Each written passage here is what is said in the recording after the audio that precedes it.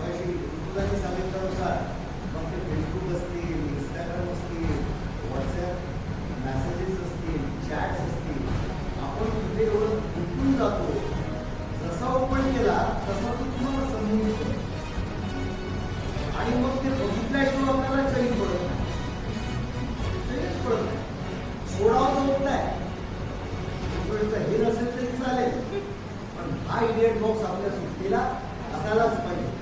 हे दोन डोळे आणि हा एकदा स्क्रीन याच्याशी अतिशय जवळचं नातं विद्यार्थ्यांचं निर्माण होतं.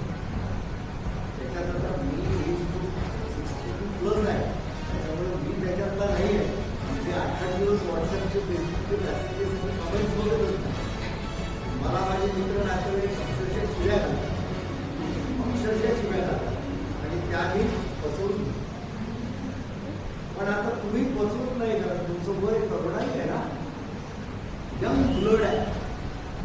यंग ब्लडनी काय केलं नेपाळमध्ये, जेम्सनी काय केलं, तिथल्या सरकारने त्यांना असं वाटतं की काहीतरी असंतोष होतो आहे, म्हणून त्यांनी हा जो सोशल मीडिया